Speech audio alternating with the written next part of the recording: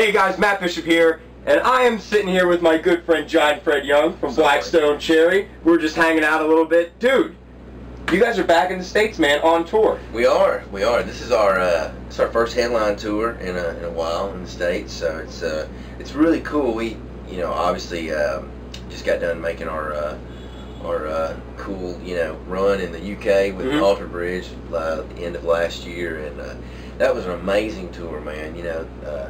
A lot of, obviously, they do really well over there, in the arena level, and we do too. So it was cool that, you had both bands that had, the fan, bleed over that, some of ours and some of theirs. So it was really cool, and just to, be out like those guys, like the incredible musicians. Absolutely. All those Alter Bridge guys, and good dudes, fun dudes. We became really good friends with them. So. But yeah, now we're here in the States, and we're this tour's been really good, man. I think radio's starting to really play the singles and stuff after we paid them a lot. It's like they're like, okay, cool. Yeah.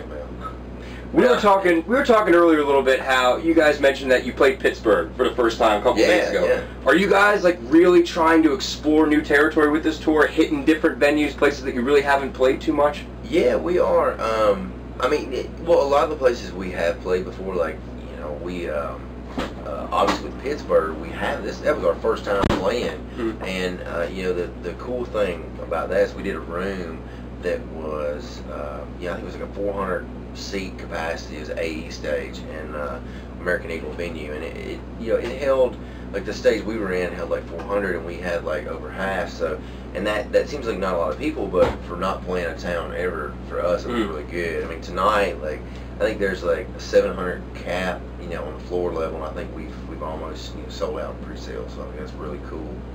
But hey Derek, what are you doing? Hey, Sam, this is our merchandise man, Derek. The merch man. He is the best in the business. Got the keys to the city. And nobody better. And I'm willing to work for other bands. So, yeah, and he's actually, if you've got more money than we do, I guarantee you do. Hire him. He's great. I'm not going to show you his face. Yeah, just go ahead, man. Yeah, man. Yeah, just run this whole interview. Sorry. He's so quick at his job, he's just like a blur. Boom. Like a phantom. Never a dull moment with Blackstone Cherry, people. So you guys have been just relentlessly attacking the road, playing everywhere. You've been over the UK, back in the US now. Does that allow you guys to, mix up the set list a lot, kind of play maybe some stuff that you haven't played in a while, or maybe some stuff that's not even on the record? I know you guys, a big thing is, throwing in a surprise here and there, some stuff that you haven't released yet. Yeah, I mean, when you do, for us, we always try to mix it up. We try to make a set entertaining for people. And, the thing I remember, like, when I was younger, going to see bands, we're from such a small town. Obviously, not a lot of big bands came through there. But I used to go out with my dad and my uncle from Kentucky Headhunters. And right. I remember, like, they would always change up their set a little bit, and if they were in, like, a town that, had a lot of radio requests for a song, they would always do that. So, but I think that for us, we've been very fortunate. We've had 3 albums, and that's 3 more than a lot of great bands have, and then we've had the fortunate opportunity to make music and have it put out for the masses. And for us, we want to like keep it. We don't want to just play the same set all the time. And me personally, like, I love when we do covers, because I think Chris has such a phenomenal voice, and he can adapt songs to his own style, and he has that very blues-based country rock voice, and it's cool. We just started doing Rocky Mountain Way, and are we doing it tonight? Yeah, we're doing it tonight, and he kills it. He's really good at it, and that's like the Adele song. We did a cover of Rolling in the Deep, and that was really cool. We did that at Download, and a lot of people really, I think they really enjoyed that song, and she's such an incredible artist. It's like when you try to do cover songs, sometimes people, it's not that they're not talented or anything like that. It's just you had some people, try to make that song their own. It's hard to capture what that Mm-hmm. artist has done. Yeah. Because it's such a you know, an epic song, you know. And, Chris has a great ability to do that. And I think our band, you know, because we've been playing together more than 10 years now, we've learned how to make songs our own. You know, we were doing Get Up, Stand Up, and Bob Marley, and we just cut a version of it for the NBA. Hopefully, it's going to use it on some stuff. So it's just like stuff like that we try to make our own. But I'm always too like, I'm like, guys, you know, we're doing too many covers, man. Let's do, you know, some older songs. I know, older right? songs. You know, You're like torn between. So that's hard. That's a big hard thing because, you know, we all want to do covers because, you know, everybody loves a cover song. Whether it's AC/DC or Sabbath or Skinner or whoever, you know, it's cool to do those songs. And well, you guys do a great job of making it your own. You know, I remember when I first bought the latest album, Between the Devil and the Deep Blue Sea, which is out now on Roadrunner Records. Go get it if you haven't already. Thanks, sir. And checks in the mail. I'm reading. I wish, right? I'm reading the track list and I'm going, can't you see? And I'm like, the Marshall Tucker case? And then, so I put it on and I heard the beginning. I'm like, oh no, it's not. It must be just their song with the same title. And then the lyrics come out. Oh, it is. You guys just completely redid it, made it your own, put a fresh spin on it. And I think that should be the true purpose of a cover. Not just to repeat what the original band did, but, you know, make it your own. Let's hear something different, you know? And that's what you guys do such a good job of. Well, thank you very much. And I think, you know, when we were younger, I remember my dad, you know, he really, like, he would help us get on, like, rodeos, like Easy Riders, and we would do a lot of outdoor bike festivals. And these guys, these bikers, man, you know, they're a lot of, you know, guys that were, you know, our age had bikes, but like, you know, man, I mean, a bike's an expensive thing, you know.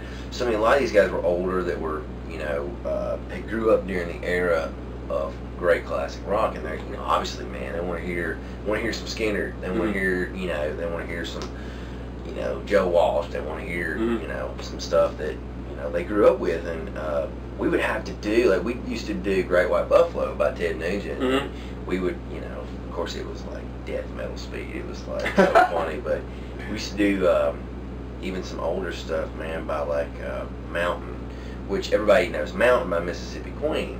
You know, but like there's songs like Never in My Life that we used to cover, and that was because of my dad and uncle like turning us on to those albums.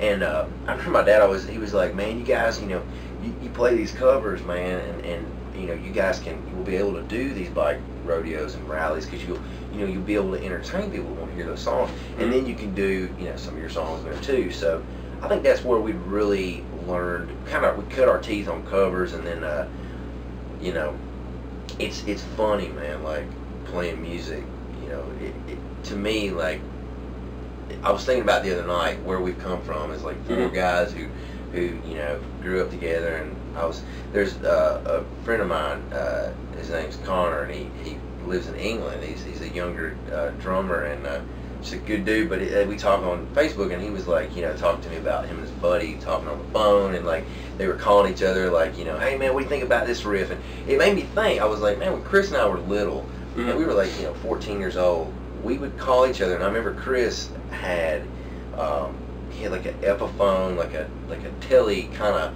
model guitar, you know, like a Telly body style. He was learning how to play Back in Black, you know, and he could get the dun da da da da da da. He couldn't get the that part. I remember he'd get so mad, and like, but it's little stuff like that you remember about cover songs. Like, you know, you have to. I think it makes you a good musician to be able to play covers. But yes, I would love for us to play some stuff, you know, that is on the first or second album that we don't play a lot of, you know. And it's hard. You try to please every crowd, you know. It's just you know, best thing to do is just like mix it up every night. Right. You know. So moving back to your guys' original music, all this time on the road, has that, I mean, I know you guys are still really riding the wave of, you know, Devil in Deep Blue Sea. It's a great record. Thanks, but have you guys started looking forward at all? Have you used the time on the road to write some new tunes and kind of look forward to the future a little bit? Yeah, you know, I mean, like you said, we are just in the moment with this album. Right. And I think it's hard to, you know, you don't want to like rush, you know, this album, because you want to, you know, we spent like a year writing it, and definitely want to see that, you know, all the songs get their, you know, their time, and we're obviously on our newest single, In My Blood, which we actually just shot the video for. Well, we've actually shot 3 videos for that song. Nice. One of them, the performance, we just weren't satisfied. Nobody was satisfied with it, so we reshot it, and because we knew it was such a great song, we had to do, you know, the song justice for the video. And we were in Nashville, went to a bar and set up, you know, and it was actually where we had done our pictures for the album, man, and little hole in the wall, man, cool place. And so we got our buddy Andrew Bennett, who did the Things My Father Said video, and he came down and shot the footage, and then he went to meet up with a guy who works on a boat, who's out there, you know, like, you know, working with the you know, all of the crabbing kind of, you know, deal, and we shot that version of like him being home with his wife and things like that, and then, you know, leaving and coming back home, you know, like 2 or 3, 4 weeks later.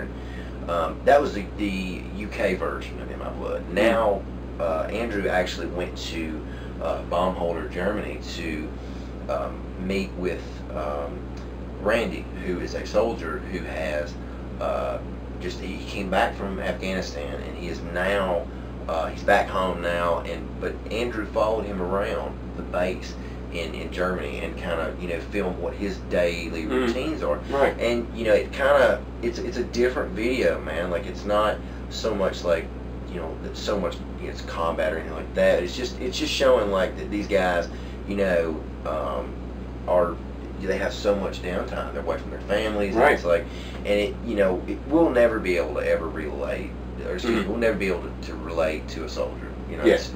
Well, I'll never try to ever compare ourselves to that. But in just some small sense, like, you know, there's a lot of time that you just sit around, hurry up and wait, you know, and those are the lonely days that you miss your family. I mean, he actually just had a newborn baby. He hadn't met it yet. Andrew, like, you know, he followed him to the airport. So it's going to be a heavy video, man. Nice. It's so proud. Well, of it's a heavy song. It's a good, you know, down home song. Yeah, and you know what's cool about it, man? Like, we didn't write it to be like, you know, a lot of times, you know, the label and stuff, you know, will be like, you know, they expect bands to do ballads and everything. I mean, you know, our ballads, we have tried so hard to never write a just syrupy ballad. Like, we wanted it always to be heartfelt and a genuine, you know, love song or an emotional song. And I think that, you know, In My Blood definitely is a great, you know, song. It's not, you know, it's genuine, and it's we actually had written White Trash Millionaire with our buddy Zach Malloy, and he was in a band called the Nixons, and he you know, it was like the last day before we went in to do the drums for the album, so we were in a week of pre-production before we actually started recording, and he sent this song called In My Blood to our producer, and he's like, have the band check this out and see if they want to cut it. And the words were, you know, it was a cool song the way he had it set up, but we just thought that we had done that before, and, you know, we were like, man, look, we are in love with this title. You know, we would love to just take the title, not use any of the music, any of the words, write our own music and words for it, but just use your title. And it worked out, you know, and it's really cool to, you know, look back and know that that's how, you know, that song came together. It was like literally, we were writing at like 9:30 that night before we went in the next morning. So you never know. Like, we spent a whole year writing songs, and like the last song we did for our album was comes along in 5 minutes. Yeah, and you know, songs are funny, man. Some take days and you know, long hours, and some are just like, bam, that's you know, and you know, it's hard to say, well, it's a hit song because it came out so easy. I mean, sometimes you got to work at it, man, and just stay with it and beat it until it you know, gets to where you want it to be. So, but yeah, so look for that video. That's going to be an amazing video. We're still, you know, having such an amazing time out here touring off this record. Can you tell I get off subject just a little bit? No. Really? Come on. No, this is all good. This is great stuff. Yeah, I'm very in-depth, right? Yeah. Is that a word? Yeah. No, but, you know, yeah, we have a really good time doing this, man. And it's just, we're having people come out to the shows. That's the coolest thing. We're definitely, it's been a slow, very uphill climb for us, and I think that's more rewarding for us than to have a song just at the beginning blow up and then have the fear of it just coming straight back down. We've been lucky. We've just we've never had a hit, and that's great. You know what I mean? It's like we've been doing this slow, great climb. We always try to put on the greatest live shows we can, and just to represent ourselves in our album.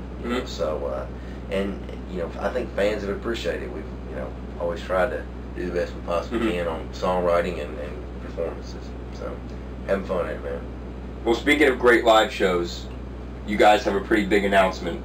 Rock on the Range 2012 in May. Yes, we are going to be there, man. I think we're actually doing the 20th. We're on the 20th. Nice. Now, it could. I hope it doesn't change because I have to.